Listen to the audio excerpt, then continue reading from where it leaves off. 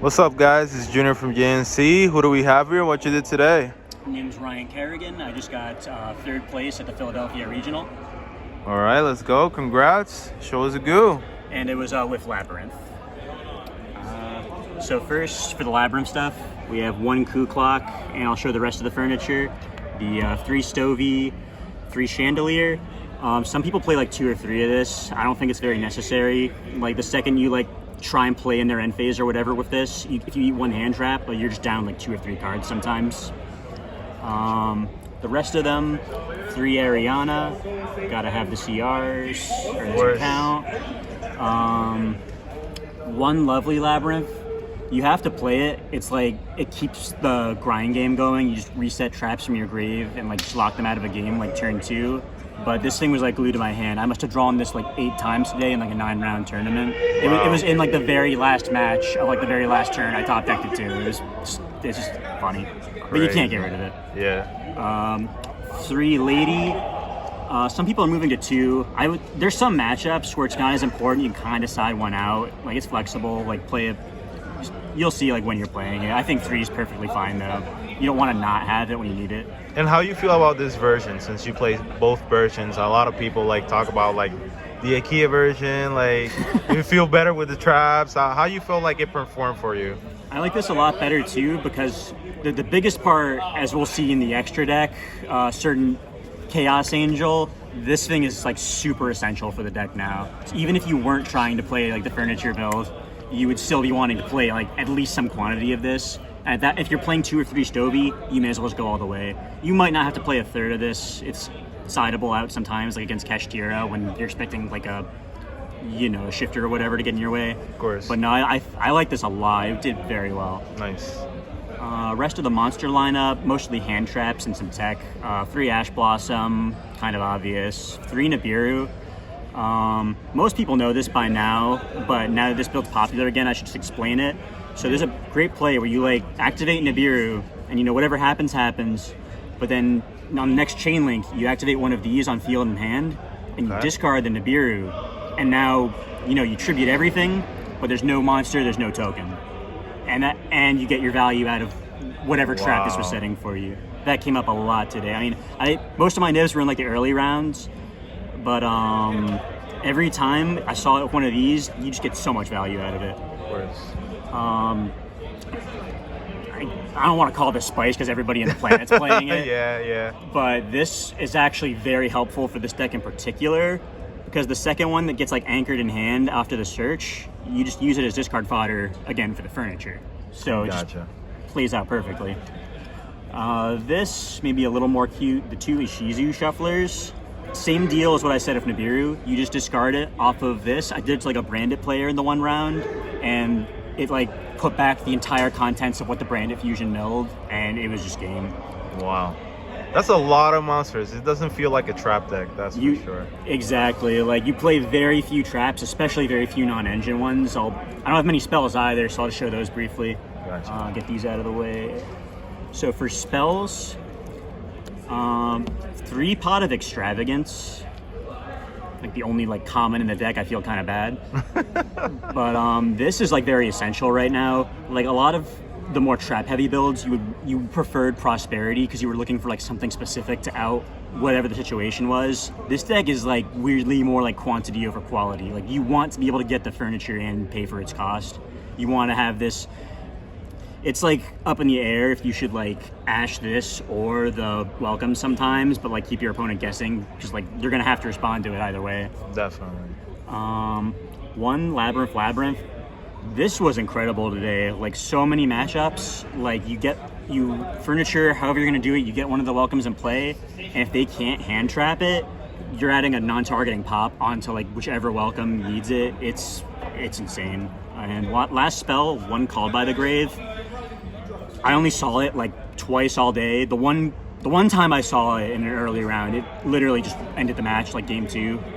He belled one of the welcomes. I called and got a soft +3 or 4 out of it. Then he showed me a second bell and he's yeah, thanks. Wow.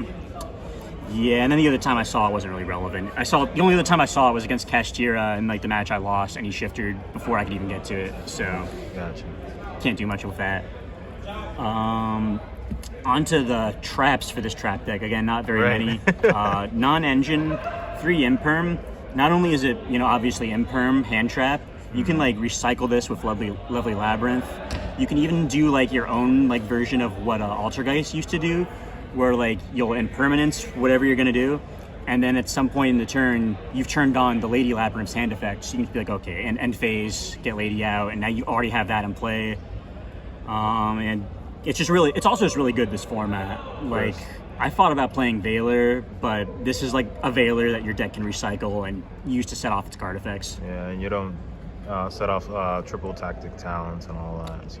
Yeah, like sometimes this deck, it was actually really funny. It didn't happen like today, but I had like a game in play testing where I nibbed them, and like I did it as like a joke. I didn't discard it with like the furniture because I had 2 different ones in hand, and he goes talents hand, and I just chain both, and I don't have a hand and have the setup.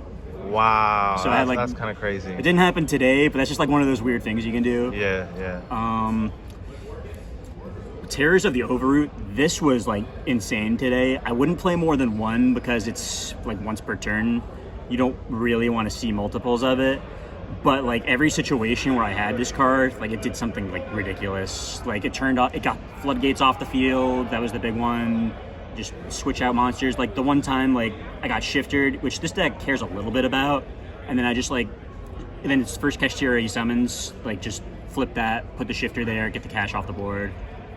Nice. And then 1 Eradicator. You could side it, but like I want it just to have like one of the viruses in the main deck, because like this, sometimes you'll get unlucky. Like I don't like to shotgun it if I don't like know what they're playing. So like it can be a little awkward game 1 when you have like the Kuklok, Ariana set up to like fire this off turn 0 or 1, but it's just a good thing to have. Yeah. And then for the last of it, the Labyrinths, 3 big welcome, 2 welcome. I sided one of these out pretty often, but there are some games too, like my last round was against Tierleman, and he's just, he's hitting like the Millers like every game. Yeah. I kept both of them in because I'm like, I want to like be able to cycle these, have the one come out of deck. But yeah, this card's really good. Like sometimes what you can do is like just if you open it and a furniture and the it's like a 3-card combo, so don't like put too much stock into it. Gotcha. But you could discard like a furniture in this, and then you've made the Lady live, and when Lady comes out, you can banish this from grave and bounce something. That like won me like a really big game earlier.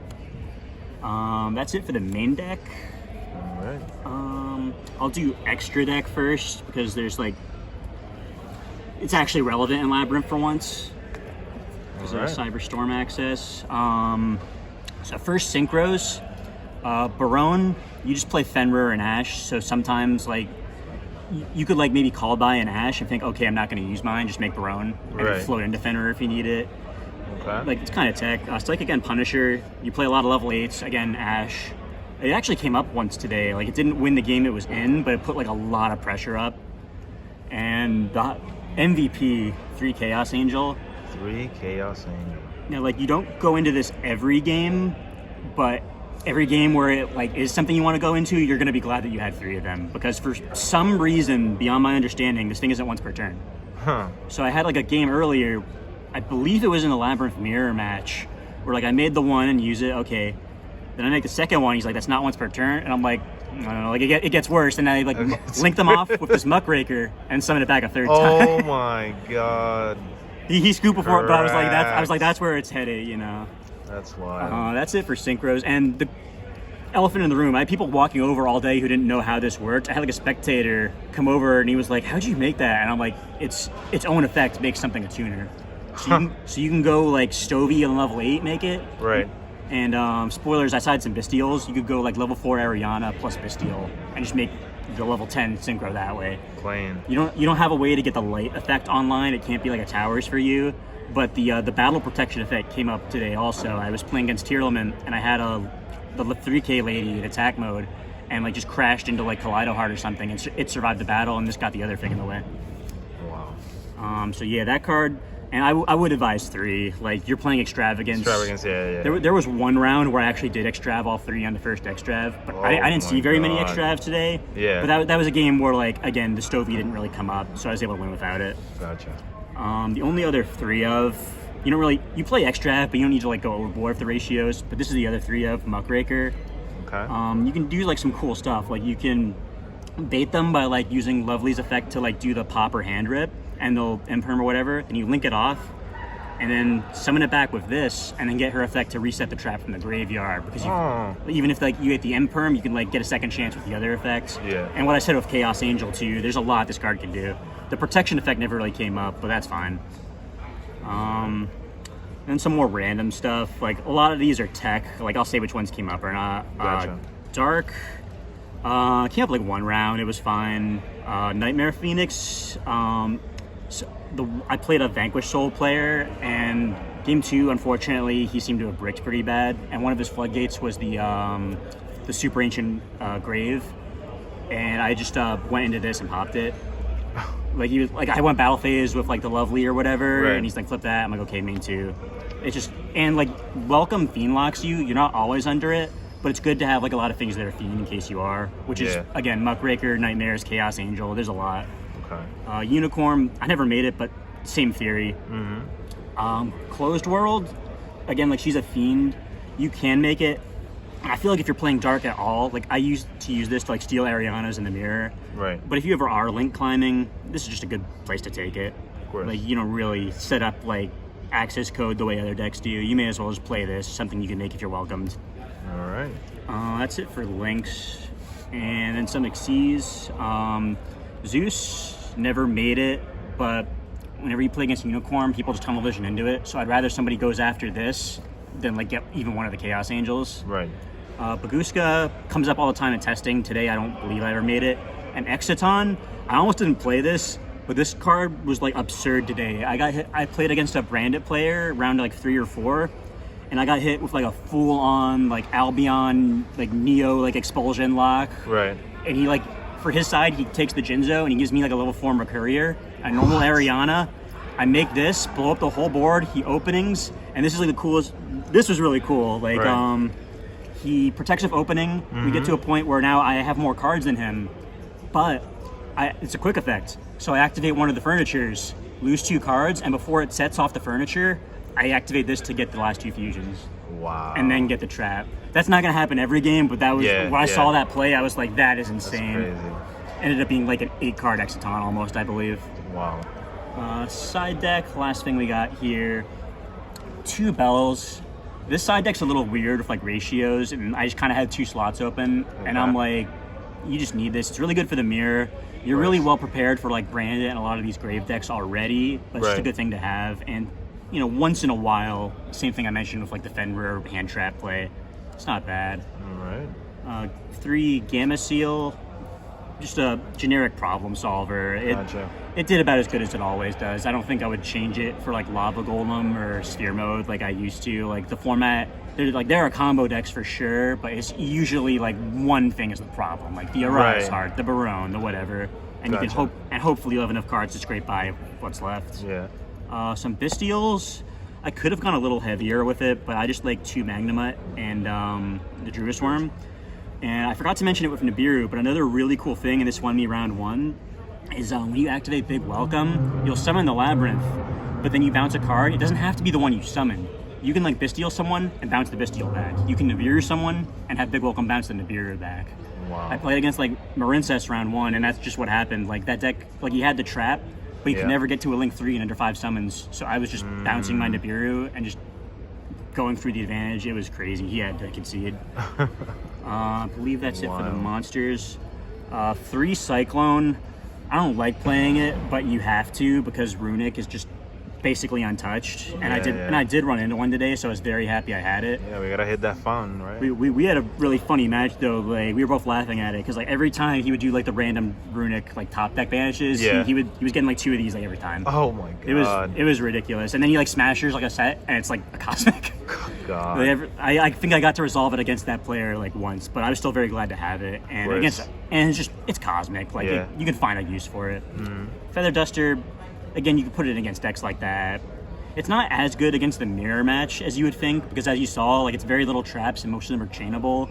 But you just never know when you might need a Feather Duster. You'd rather have it than not. Of course. And then the last of it, just some tech traps, because one of the plays, it can be interrupted, but you can get like a trap from deck to field off the Darkwing Blast Lady Labyrinth, and with Coup Clock you can activate it at the turn it's set. So there are some just general things that you might want to be able to just pull out and just like kind of blow out a deck. Dimensional Barrier, you know, like could be Branded, could be Sword Soul, wherever you're going to use it. It's just a good thing to have. Of course. Deck Devastation Virus. I against the Runic Sprite deck, I actually kept all 3 viruses in because I was like thinking about it during siding, and I'm like, you know, these are gonna hit.